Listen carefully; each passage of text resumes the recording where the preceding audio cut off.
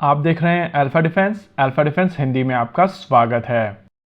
आज के इस वीडियो में हम लोग बात करेंगे इंडियन नेवी के laser based close and weapon system के बारे में। इंडियन नेवी ने आईएनएस जलाश्वा के ऊपर एक laser based close and weapon system को टेस्ट करना शुरू कर दिया है।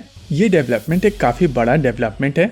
रिपोर्ट्स के हिसाब से ये जो लेजर सिस्टम टेस्ट किया जा रहा है वो बेसिकली 30 किलो वॉट का लेजर सिस्टम है और इसकी मदद से अलग अलग तरीके के थ्रेड्स को न्यूट्रलाइज किया जा सकेगा।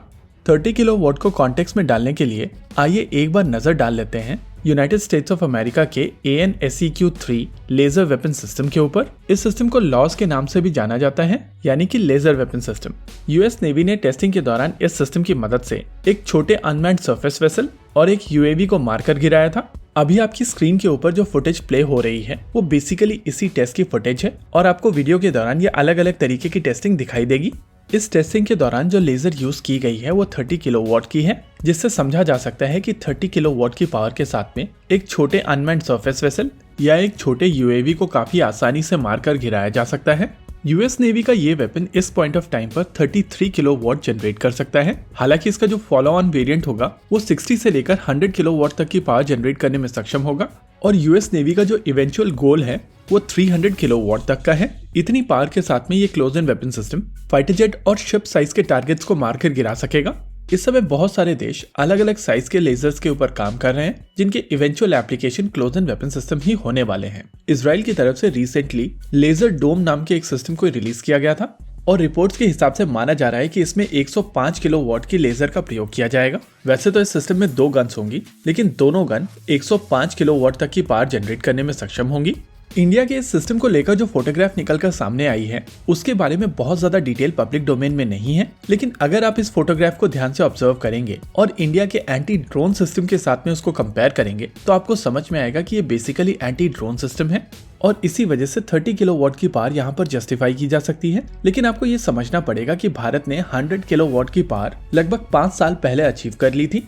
ऐसे में ये मानना कि जिस लेजर का यहाँ पर टेस्ट हो रहा है वो केवल 30 किलो वॉट की है, मेरे हिसाब से वो एक रिलायबल ऑप्शन नहीं होगा और हम लोगों को एक्चुअली वेट करना चाहिए इस लेजर के बारे में और ज्यादा डिटेल्स को लेकर, क्योंकि अभी केवल फोटोग्राफ निकलकर सामने आई है और एक बार इंडियन नेवी ये टेस्टिंग कंप्लीट कर लेगी तो नेचुरली उनकी तरफ से ज्यादा इन्फॉर्मेशन पब्लिक डोमेन में डाली जाएगी और तब जाकर हम लोग इसके बारे में एक्चुअल इन्फॉर्मेशन गैदर कर पाएंगे। इस समय ये मानना कि ये लेजर केवल 30 किलो वॉट की लेजर है, मेरे हिसाब से जल्दबाजी होगी और हम लोगों को वेट करना चाहिए। वैसे ये चीज क्लियर है कि आने वाले समय में जो भी फ्यूचरिस्टिक वेपन सिस्टम बनेंगे उसमें लेजर की एक बहुत बड़ी इंपॉर्टेंस होगी और लेजर बेस्ड वेपन सिस्टम, चाहे वो डिफेंसिव सिस्टम हो या ऑफेंसिव सिस्टम, इनकी एप्लीकेशन एक्सटेंसिव तौर पर देखी जाएगी। लेकिन लेजर के फायदे के साथ साथ लेजर के कुछ डाउनसाइड भी हैं और वो समझना जरूरी है।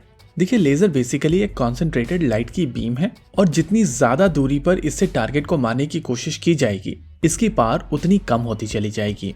इसके अलावा लेजर ऑल वेदर सिस्टम नहीं हो सकता है, क्योंकि अगर वहां पर बरसात हो रही है तो मीडियम चेंज होगा और मीडियम चेंज होने के चलते वहां पर रिफ्रैक्शन होगा, जिसके वजह से आप एनिमी के ऊपर सही तरीके से निशाना नहीं लगा सकते हैं। इसके अलावा मीडियम चेंज के लॉसेस अलग जगह पर हैं, यानी कि लेजर बेस्ड सिस्टम पूरी तरीके से डिपेंडेबल सिस्टम नहीं हो सकता है, लेकिन ये सिस्टम आपके कन्वेंशनल सिस्टम्स के साथ में मिलकर उनको और ज्यादा इफेक्टिव बना सकते हैं और कुछ वही कोशिश की जा रही है हर एक देश की तरफ से।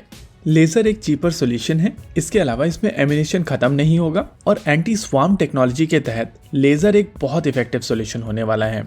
DRDO की लैब चेस काफी समय से लेजर टेक्नोलॉजी के ऊपर काम कर रही है और उनके रिजल्ट्स भी काफी इंप्रेसिव हैं। अब जरूरत है कि इन सिस्टम्स को मास प्रोड्यूस किया जाए और इन सभी चीजों के दौरान इंडियन नेवी की तरफ से ये जो टेस्टिंग की जा रही है वो एक बहुत ही पॉजिटिव डेवलपमेंट है। इसी के साथ आज के इस वीडियो में रखते हैं केवल इतना ही। वीडियो को अंत तक देखने के लिए धन्यवाद। देखते रहिए अल्फा डिफेंस। जय हिंद।